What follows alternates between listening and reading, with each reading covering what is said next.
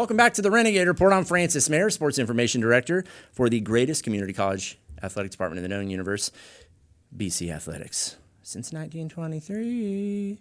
And we are schooling this young man here and letting him in on the Renegade tradition that he reports on now. John, how has it been? You came to campus yesterday. I did. You gave me a tour. I did, a little impromptu tour. What did you think? It was bigger than I expected. We get that a lot. Although, so was Memorial Stadium, so I guess I should have known. Yes. But my first few experiences had been confined to Memorial Stadium, the Gil Bishop Sports Complex Center. That's actually the Gil Bishop Sports Center. Yes. Yeah, it was close. Same Yeah. letter. So it was just like that part of campus, I don't know what direction that is, south, east? Well, what's funny is the stadium sits in this natural canyon. Yeah. And usually they want to orient stadiums in certain directions to account for the setting of the sun.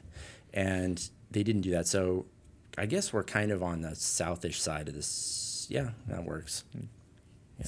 So I got a little bit of a view of the oil fields to the north. Yes. Sort of. Not really. I didn't walk all the way out there. The But Kern River oil field. yeah. Yes. Yes. Much like Bakersfield College, it is long-standing, prestigious, and continually producing gold. I see what you did there. I thank you. Okay. All righty. And in a lot of instances, it's hard work. So you're seeing the hard work of our student athletes. What has struck you as different? I know you came from Syracuse for school, right? Mm-hmm. Okay, help me out here. How do we compare to Syracuse? I would say favorably.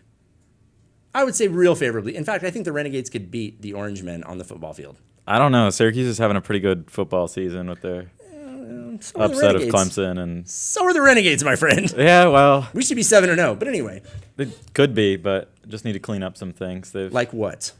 Well, I mean, Like the 700 yards and penalties per game? yeah, we've kind of beaten that to death with the penalties. You know, Hey, if it stopped, you wouldn't have to beat it to death. that's true. Good Lord. You know, I'm sure Coach Chudy's not happy about the 3 fumbles on the first 4 possessions of the game last Frick, week. no, he's not. One of the best things I've ever read in the Bakersfield Californian, a family-owned newspaper, was you included his little, what do you call that? Like Exclamation. Bible cursing. Like he said frick. That Bible cursing, what does that even mean? Like, gosh darn it, hailfire, dadgummit, frick. He was just choosing his words wisely. Like nothing ever surprises me. Yes. Coach Chudy is an incredible football mind. And as you've seen, Southern California is very competitive Yep. in community college football. And obviously some of the Southland teams have an advantage with, Bosco and Mater Dei and the high schools down there. Mm-hmm. But BC is very competitive. Do you feel like in the short time that you've been following the team that they've gotten better? Yeah. I feel like offensively, the offensive line has looked better from 3 weeks ago in terms of creating holes and maintaining pass protection. I know, especially third downs earlier in the season were an issue with, whether it was Caesar or Brandon being sacked because, maybe it was on them because they were holding the ball too long, or maybe it was on the offensive line because they didn't have enough protection. But it seems like that has been an improvement. Just the time that I've been here, Elijah Ortiz has had some big holes to run through. I think he had like a 30 or 40 yard run last week. So he had a nice little gallop. He scored. He scored 6 Renegade touchdowns in a row dating back to last week. Yeah. I mean, the guy was off the hook. But there is a stable of ponies down there. Cam Roberson is wicked fast. Yeah, he's got to get him the ball more. He's probably the fastest guy on the field. Yeah. Most weeks.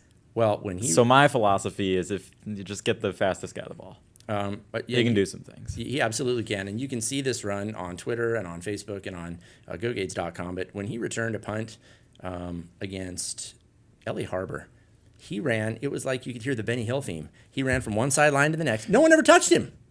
Nobody touched the guy. I mean, he was. That makes it hard to get tackled. When you cannot be touched. Yeah. You just got to trip yourself at that point. That's astute analysis. You've got to throw like the barrel of oil out on the field or the marbles. The banana peel. Oh, the banana peel, yes. Yeah. How could I miss the classic banana peel? That destroyer of everything. But you've had a chance to see that football, of course, is a grand spectacle. I mean, they play in the first structure completed in the Panorama building site, and it's huge. It's 20,000 seats. It's a shame I might only get 2 home games this year. But I have a feeling you're very talented. You'll be around for a little while. Maybe not as long as Jeff Evans, because he was around for 71 years. He was your predecessor. Yes. I think it was more like 36 or 35, but... Dude, you journalists and details. Well, what's the deal? Well, you're kind of doubling it there. It's a big difference. Oh, but I get same it. difference. Yeah. Okay. Agree to disagree. Yeah, that's I fine. say 71, you say 36. But big shoes to fill there from Jeff Evans. The guy is just an absolute repository of Renegade knowledge. But you're branching out and you're seeing some of the other athletic teams. And right now you're working on a story. Is it about wrestling? Yes. Okay. What? Adrian Godinez. Okay. He is from Bakersfield, obviously. Wrestles for BC. He's a freshman. I think he's placed first in his weight class, which is 184 pounds. Right, Meathead Movers, the Cerritos. Well, the last 2 weeks, I think. Requested, yeah. Yeah. And, Meathead Movers was the most recent one. They were supposed to have a match today, actually, but I think it was Ventura ended up forfeiting that one. Turning yeller. I mean, yes, they forfeited for... They only had 4 wrestlers, so... Oh, they build them tough here in Bakersfield. Yeah. We have plenty, but anyway.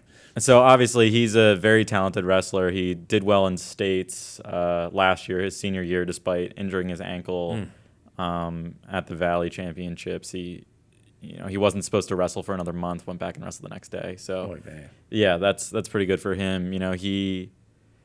His goal after BC is to get to Fresno State because that's where he committed originally out of high school. He said he was a half credit short of being able to go to Fresno State. He had found out at the end of summer school this summer. So, he said one of his goals while he's here is obviously get healthy, get fitter, but he thinks he can be a motivational point for the other guys on the team because, he said a lot of them are like, all right, I'm going to wrestle for these 2 years while I'm at BC and then, that'll be it for my wrestling career. But he wants to, if he can go from BC to D1, I think he kind of wants to be the person to show the other kids on the team that, it's possible to go from BC to then D2, D1, Absolutely. Your wrestling career doesn't have to end after these 2 years. No, it absolutely doesn't. And one of the best things about wrestling, in my opinion, is it's one of the most democratic sports. If you want to be the varsity guy, the starter at your weight class, well, you challenge the man who has that spot. And if you beat him, you beat him. And we've had that come up in our mat room. And it's a wonderful part of the sport. And in many respects, it gives back what you put in. I mean, it's a grinder sport. It's a hard work sport. And I'm glad that they're getting some attention from you. That's awesome. And I appreciate the coverage. But a lot of good stuff going on at BC. Coach Carl Ferreira notching win 400 last night with the 3-game sweep of West LA. He's one of those gems, if you will, a guy who had this total rocket-like ascendancy in coaching and then missed coaching because when you're a D1 coach, maybe you're a recruiter or a PR guy more than you're teaching the game. So congratulations to Coach. What else on campus is provocative to you or interesting? Is it? I mean, I haven't really experienced campus. Every time I'm there, it's like the middle of the afternoon when like kids are in class or like I get to the football games. I've way too early, like 3 hours beforehand. So nobody's there yet. Nobody's in the stadium yet. So I think this week I'll probably just kind of like walk around campus like during a little bit before game time just to like see the kind of atmosphere. I'll loan you my keys. You could just do rando searches of. Do you have keys to everything? Let's go ahead and talk about that off the air. Yes. That's awkward. Okay. Welcome to Bakersfield. How are you acclimating to California, by the way? I'm acclimating pretty well. Except for getting your car washed. Yeah, I haven't gotten my car washed yet. It's dusty here, so I don't see... So cruise through, not a sponsor yet. They sell these monthly memberships, and they recycle the water, and everything. It's nice. Yeah, see, I've always considered that. Like, when I was in Syracuse, I considered that because of the road salt, but here it's like... I have to wash my windshield every time I fill up for gas just because it's so dusty. Like, I've never had to do that before. We actually call that LA repellent. We keep all those folks over there, and we keep this golden empire, this gem that feeds and fuels the nation, and frankly provides professional sports with some of its most exciting and enduring athletes. We keep it a secret to ourselves. Don't mind the dust. It's awesome camouflage. So then I should leave the dust on my car. No. See, but when you're inside the Golden Empire, you can keep your car clean. I don't know. I think it's hard to do. I don't know how people do it. We get memberships to car washes. That's fair. I do have a hose outside of. Well, no, I have a faucet outside of my apartment that I could probably run out to the street, but I don't know how. It's like it's not my street. It's just a. I don't know if We just had it'd a be drought, okay though. to Yeah, we just had a drought. wash my. If it doesn't, if I'm using the water or the car wash is using the water. But they do recycle. All right. Dude, Costanza. Let's wrap up the show. Jeez. I'll figure out a way to recycle it. How about that? I'll just put buckets at like the Give end of the street. Collect it. I don't know what to say anymore. This guy. Me, I'm the one. I'm the one. God. You Jon, never know thanks. what you're gonna end up talking about on this show. I know. And you know what?